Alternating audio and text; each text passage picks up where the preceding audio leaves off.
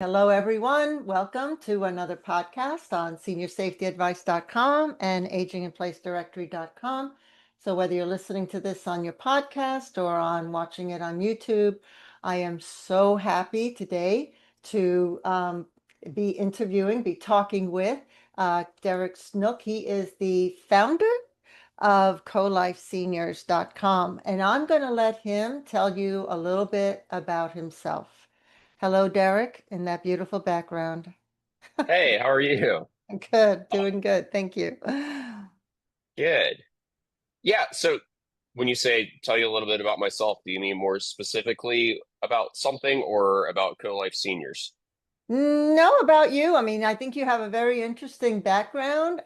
It's from what I've found,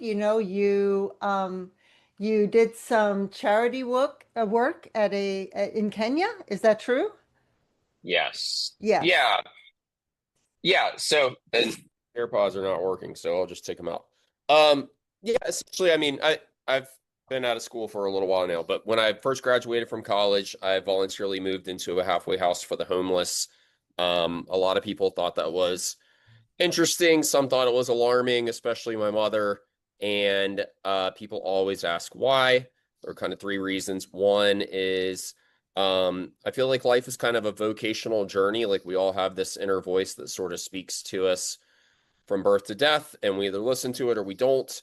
I'm a big believer in that inner voice. And so before I decided to do something really normal with my life, I thought I would do something that was really not normal first and see what came out of that. Another big reason is that, as you said, I did work at a school for orphans in Kenya. And I just noticed that the more that you can put yourself in someone else's shoes, the better chance you have of understanding what their problem really is and how you can best help them. And so I didn't need to go to Africa to find that. I could do that 7 miles from where I grew up. And then the final thing is, not really by choice, but I am the son of a Baptist minister. So I would sit in church while my dad would preach. I probably love him more than anyone, but I found him to be a very boring preacher. And so I would read the Bible and I would be like, wow, like kind of what they're saying in this book and like what we're doing here doesn't really seem to me to be the same thing. So like before I just kind of throw this value system out the window, why don't I try it out for myself in some small way? So I moved into the mission. I quickly noticed all these guys were working for these day labor agencies. I went and worked at a day labor agency with them. I felt like it was pretty exploitative. And so the first company that I started was if you came to work, it was a staffing agency. If you came to work, did a good job, and you were drug free, we would pay you more and help you get a permanent job and provide you with coaching. So we increased those employees' wages by 40% or so. Wow. The problem is that like making $11 an hour in Charleston, South Carolina versus making $7 an hour doesn't really put you in a better financial spot. So we were just pulling people up who were drowning, 10 feet beneath the surface of the water to seven. And so they were still drowning. So I ran that for a while and then sold half of it, wrote a book about living in the mission, drove a car from Mongolia to London, um, wrote a book about that. The theme has kind of always been like human trust and connection. And so I got really curious about housing as I was doing all that.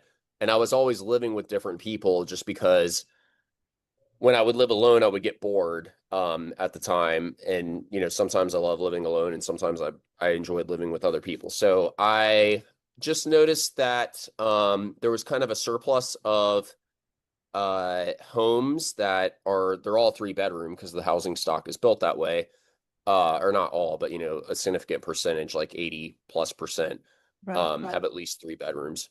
And so I noticed that we had really good experiences living with that. I had good experiences living with homeowners and that they had extra rooms. So we started a company where we were matching homeowners to owner occupied homes to renters, and ran that successfully for a while. And then now we've been kind of going into what we're talking about today, which is CoLife Seniors. And it's more or less kind of like an au pair service for finding a home companion for a senior. So one of our investors actually called us and he said, "Hey, I'm in Charleston, South Carolina. My father is in Chattanooga, Tennessee. He has had a hip replacement. He's 85. He's still very active. He still runs his own company. But we need someone to like live with him. And he has this great house that's like a 5 bedroom home close to Chattanooga in a great location and a very desirable spot. So we started advertising and we just advertised free rent in exchange for living with his father and doing some things that he needed help with. Um, and we got really, really, really good applicants. So we found someone, he's active in his church, he's a deacon in his church. So we found someone that kind of matched his value systems and they've been living together for a while now and they're loving it. And we just realized that, he's probably our investor's father. Rudy is his name. He's probably not the only one that could use this service because there's a lot of seniors that want to age in place. Also, they don't want to pay, $70,000 a year for assisted living, or they're not ready for that, or, $70,000 a year for in-home care service, or they're not ready for that. But we can find them someone that's a master's student or a nurse or just someone that fits your interests and can help be the eyes and ears and do kind of basic task work.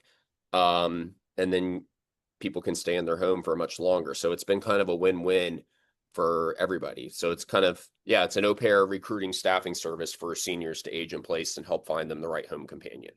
I love it. I mean, the whole Yeah. idea of co-housing, golden girl type of scenario is so very important. I myself am planning that, for myself as I get older.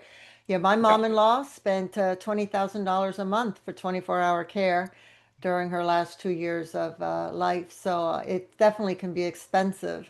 But what is your vetting process of how you choose these people or how you match them?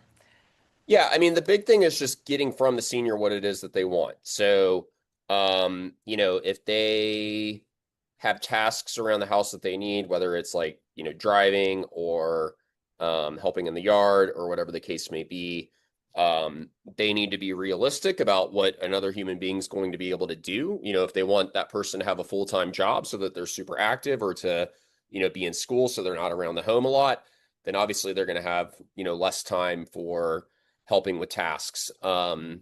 If they want someone that's there all the time, we've had people sign up to do that too that want to cook and clean and do the whole shebang. So it's kind of just very case by case and catering to their specific needs. The more open they are, the easier it is to find them the right person. The more criteria they have, the harder it is to find them the right person. But they really give us kind of those requirements across the spectrum. When someone's living inside your own house, like you can choose there the discrimination does not apply from the Fair Housing Act because you're choosing the person you're going to be living with. So if you want a male, you can pick a male. If you want a female, if you want age range, like it's up to you to pick out what it is that you need for your specific living situation.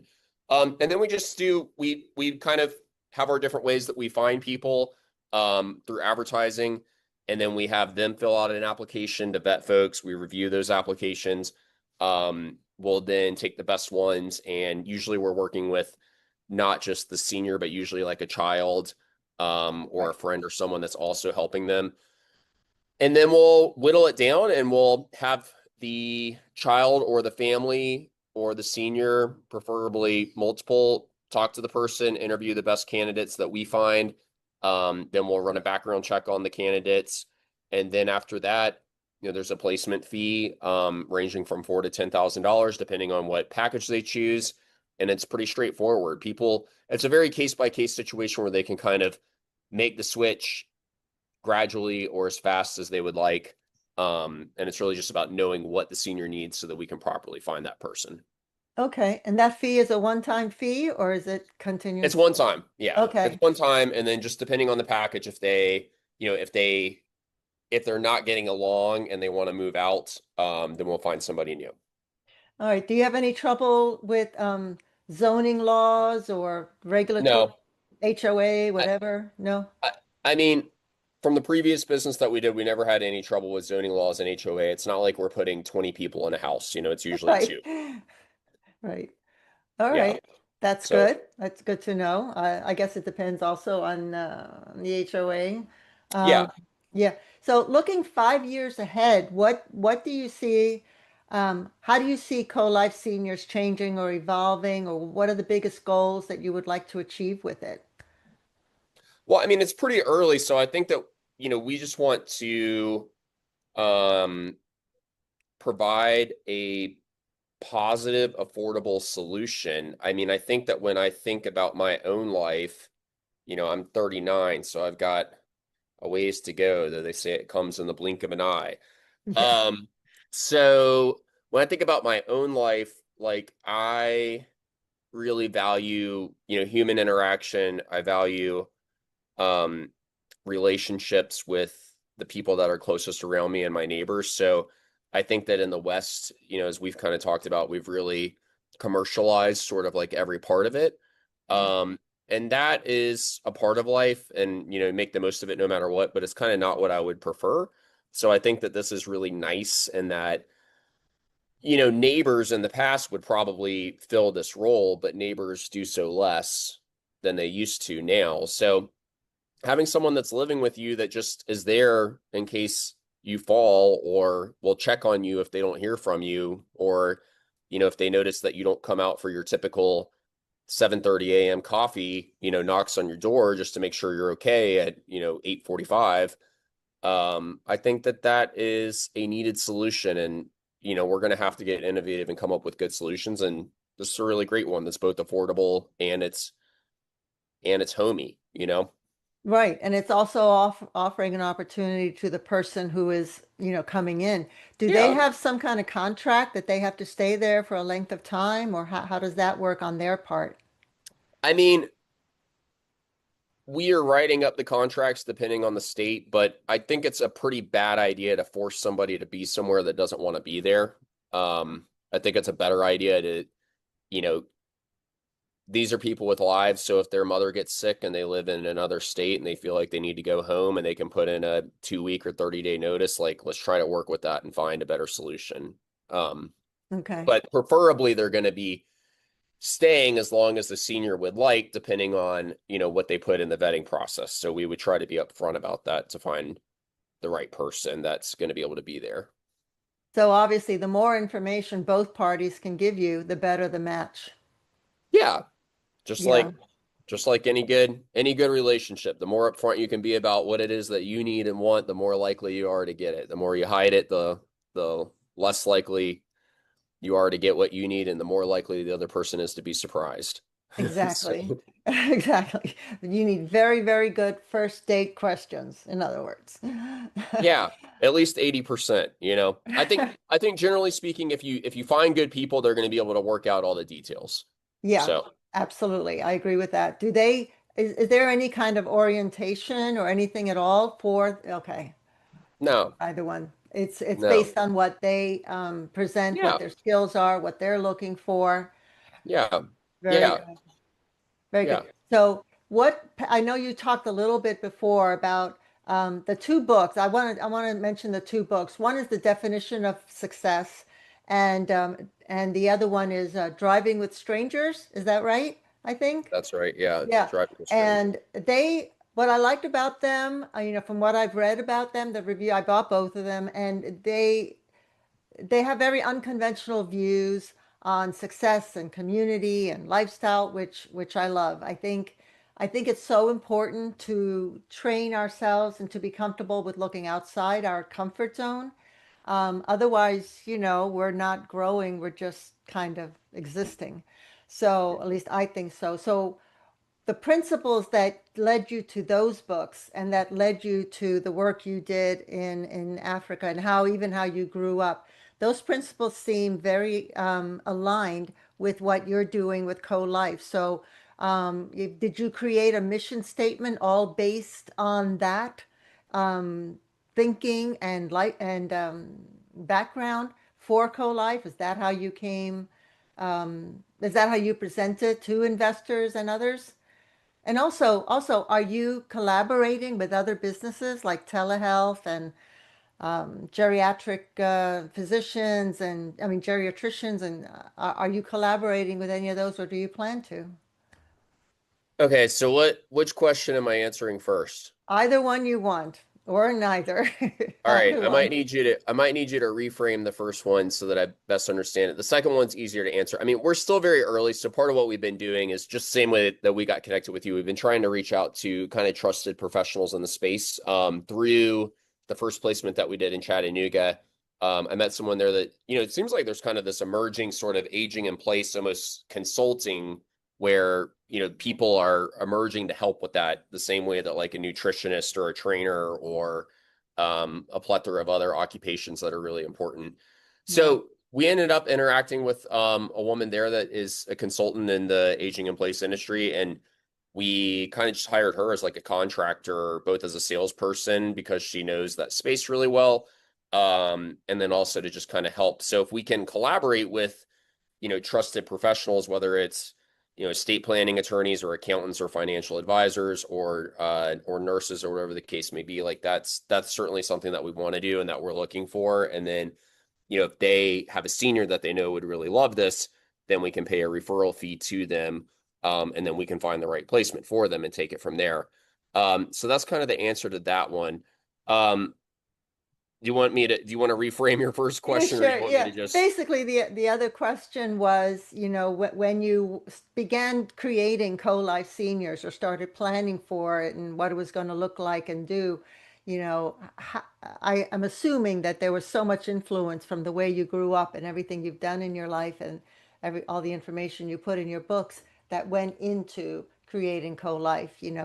Every business has a bit of a mission statement, be it written or in your head. I'm just assuming how much of an influence that was. Not assuming, I'm asking how much that Yeah, was an I mean, influence.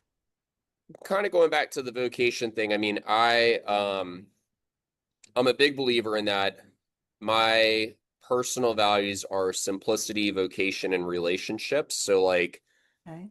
I think on the simplicity side, like, boy, we really make things overly complicated. Like all you really need is two people together, and they both sides benefit a lot. I mean, I lived with a 70-year-old retired therapist, and the amount of wisdom that I gained from her and kind of just learning how to live life um, was profound and really important. So those are guiding principles for my life. And then along the vocation part, there's a quote that I love. Henry Nouwen says, "You have to trust the inner voice that shows you the way. You know that voice. You turn to it often. But after you've heard with clarity what it is that you should do, you begin asking questions, fabricating objections, and seeking out everyone else's opinion around you. Thus, you become entangled in countless, often contradictory thoughts, feelings, and ideas, and you lose touch with the God inside of you. And you become dependent on all those who've gathered around you.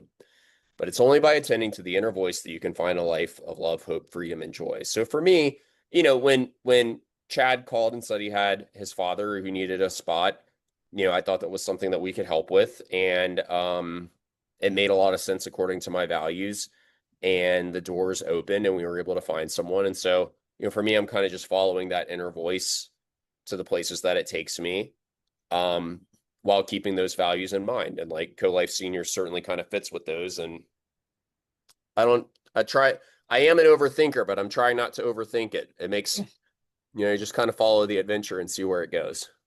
Well, I So, think it's a wonderful adventure. I mean, I agree with you that aging in place, that entire niche, let's say, I feel like it's at the Model T era of development. It's mhm. just now starting, it's just now getting off and look, 10,000 plus seniors a day turning 65 till 2030, and then the next generation is doing that. So definitely there's that demographic there that needs that help.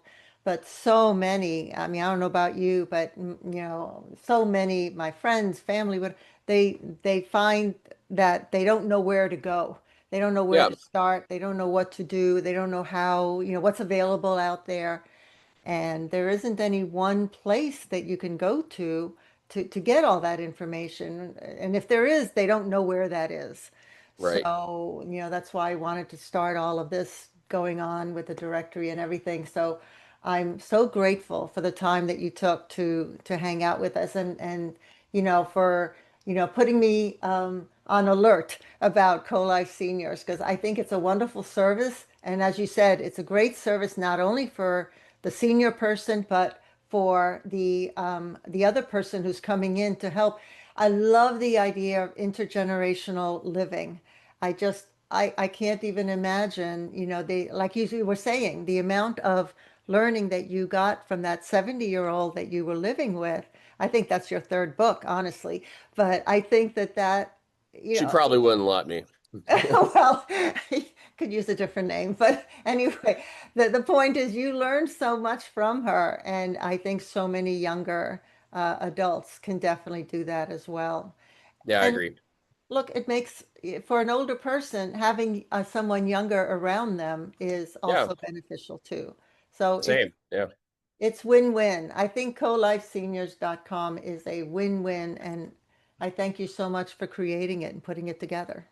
Hey, thanks for having me. It's fun. It's always fun to talk to you. Anytime, Derek, anytime. Stay on for a little bit, and All right. I will talk to you all later. Thank you.